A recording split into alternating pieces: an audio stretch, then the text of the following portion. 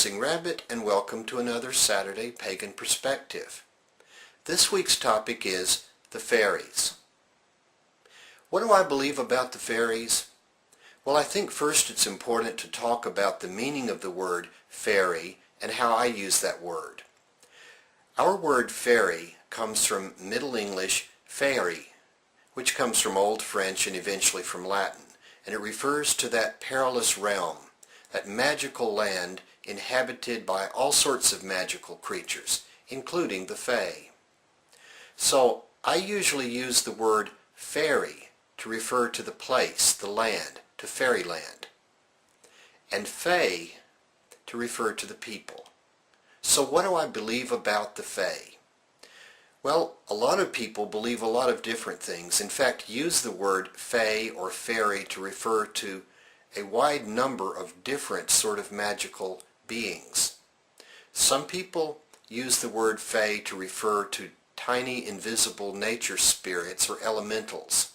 Others to the spirits or ghosts of the pre-Christian Britons who couldn't get into heaven because they weren't Christian and didn't quite deserve hell, so they live in a sort of in-between world and can interact with us humans.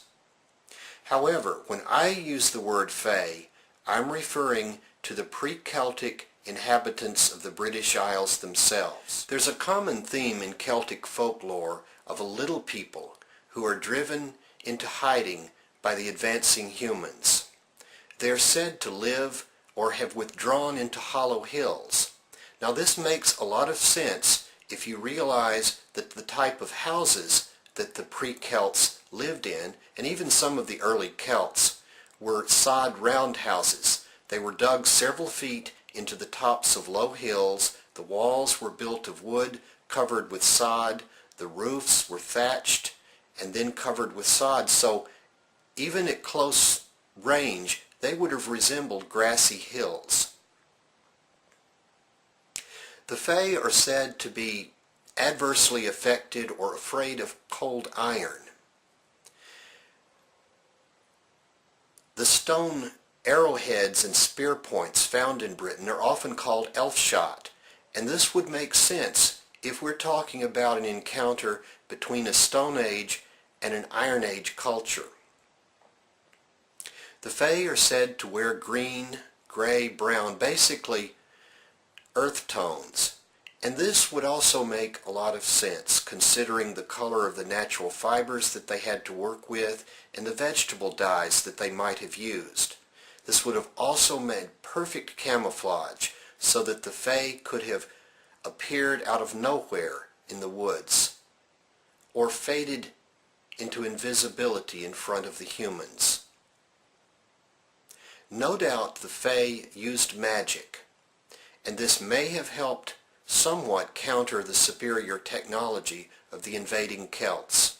So what of the Fae and fairy today?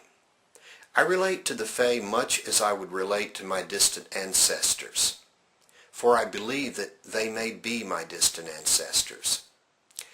I'm interested in their story, and I believe that I can honor and meet them in ritual, particularly on the summer solstice.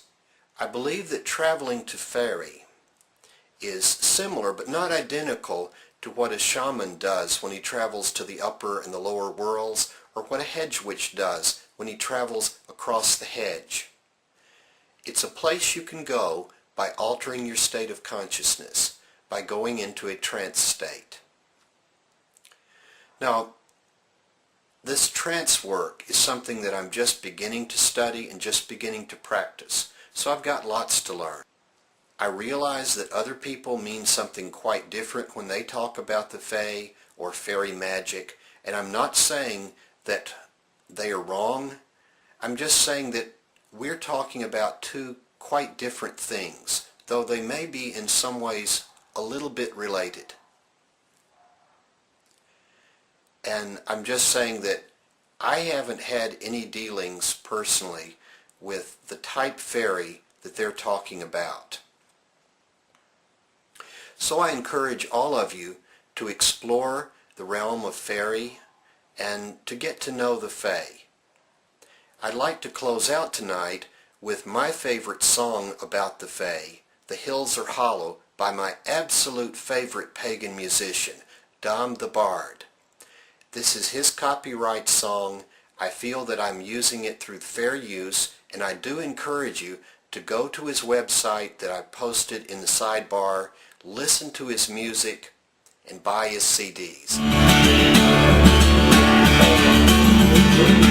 As I walk upon this green land, this land that I love, I see figures of chalk carved into the hillsides above. Stern Abbot, man so proud, and the long man opens wide the gates of his world and invites you to step inside. You gotta sing with me. And the hills, they are hollow and home to the Faie who dance on Midsummer's Eve. Some people don't understand when I say these are the things I believe. These are the things I believe. There is an old circle of stone that stands on the wall.